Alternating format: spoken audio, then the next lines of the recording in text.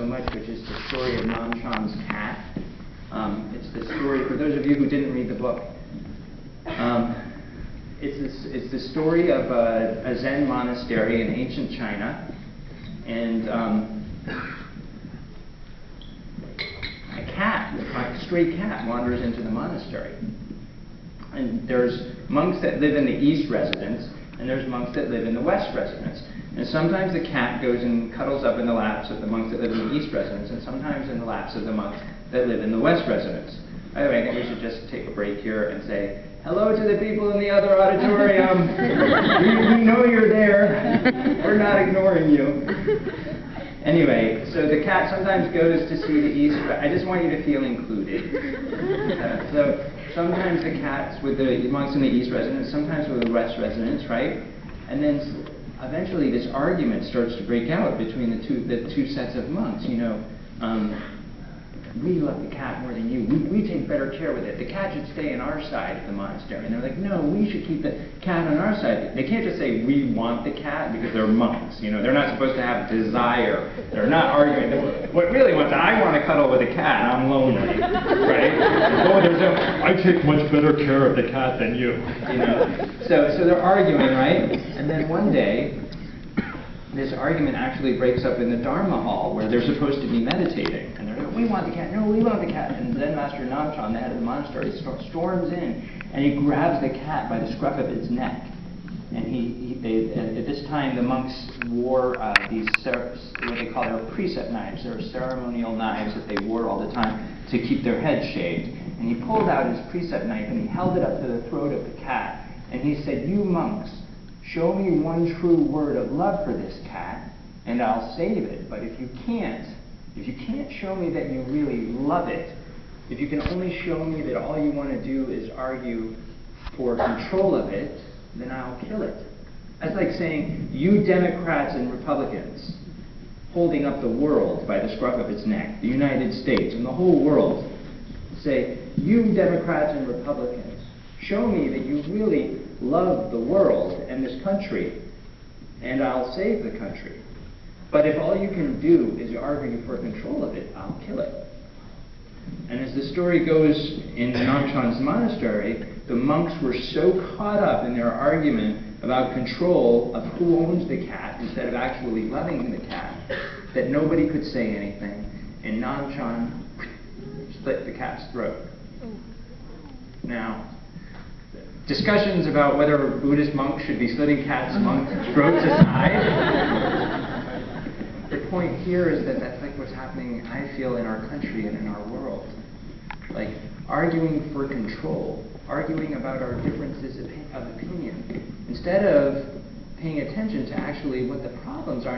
And when I think about this, like, I started out by saying this, we have so much in common. It doesn't matter what side of the aisle we vote on, right? We breathe. We generally have 4 limbs and 10 fingers. We need clean air to breathe. We need clean water to drink. We need clean land to grow our food on. We love our neighbors. We have fond memories of our grandparents. We want the best for our children. Most of us want to be kind to our neighbors, and we'll be kind if we can. We have almost everything in common. And the one thing that we have different, the one thing, are these tiny, tiny electrical impulses in our brain that are otherwise known as our opinions. Little, tiny electrical impulses that are our thoughts or our opinions is all that keeps us apart compared to all the things that we have in common. And we fight wars over these things.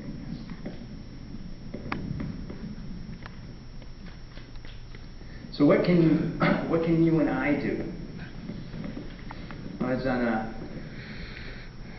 You have to bear with me, but I tell stories. Eventually I get to the point, you understand why I'm telling it, and I'm going to tell you a story now. And this question about what can you and I do. I was on an airplane recently, and I was like sitting on the aisle, like in this seat, and about one seat in front of me and also on the aisle was this really big older man, maybe about, 10 years older than me. And as we were flying, he kept looking at his BlackBerry, and I noticed his shoulder was kind of doing this, and I realized he was crying. This big, gigantic man was crying. And when we landed, you know how when you land, even though the doors aren't open and there's absolutely nowhere to go, everybody stands up and crowds around. And I admit to being one of those people. But this gigantic big man did not. He kept sitting and staring at his BlackBerry, right? So I'm standing here and he's sitting there looking at his BlackBerry. Now, I've gone to great pains to talk about how we have everything in common and how we pretty much do things the same way. So I hope that you will remember that you and I are exactly the same when I disclose to you that I looked and read what was on his BlackBerry.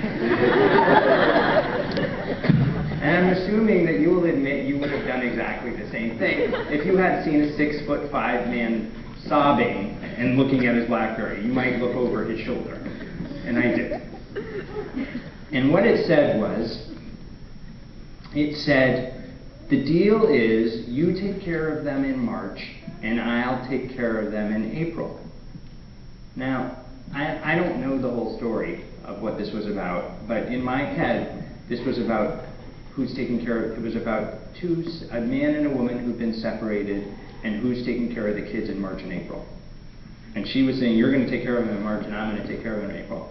And I was standing there, and I was watching, and I watched him type this. It said, in other words, we'll do whatever's most convenient for you.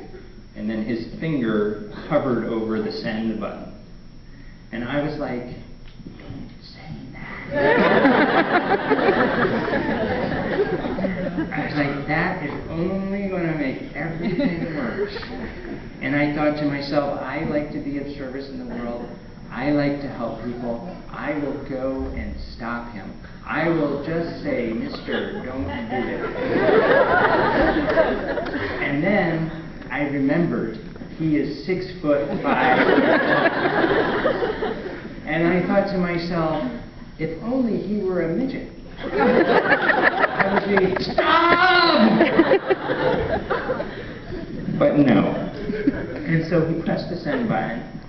And then I watched him, you know how the screen goes blank, you know, the screen, so the screen kept going off and he kept pressing the button to make it light up again so he could read it over and over again. And why that story is so important to me is because it so clearly illustrates how we can be part of our own problems and how we're always trying to get somebody else to change instead of figuring out what we can do differently.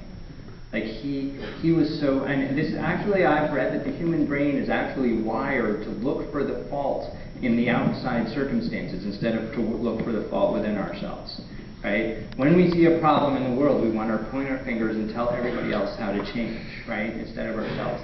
If you've heard of like 12-step programs like Alcoholics Anonymous or Narcotics Anonymous or Gamblers Anonymous, they actually have a program, you know, the 12 steps where they do things differently, where they say, what they say is, in this, it says, if you are in conflict with somebody, then part of what you have to do in these 12 steps is you have to look for your part in the conflict. Like, how are you contributing to the conflict? I have a friend who's in one of these programs, and I wanted to understand this, because I said to him, I said, look, suppose I'm in a conflict with somebody and it's only 2% my fault, right? And it's 98% the other person's fault. Which, by the way, usually that's the way it usually is in my conflicts. I don't know about you. Usually it's 98% the other person's fault. I said to him, what is the point of me looking for my 2%? Because what's changing the 2% going to do? There's 98% of the problem left. And he said, because if you find your 2%, you found the part you can actually do something about. Because we can't change the other people. And so, when I think of our planetary problems and our cultural problems,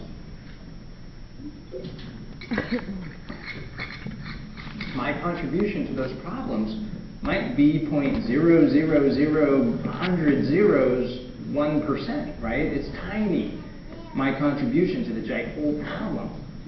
Except the only thing is that's the part I can do something about. So if I look at my life and look how I behave in my culture, look how I behave in my family, how I behave in my own life, I actually am adopting tremendous power. Now, I'm not particularly religious, and I certainly don't ever intend to force my religious views on somebody else.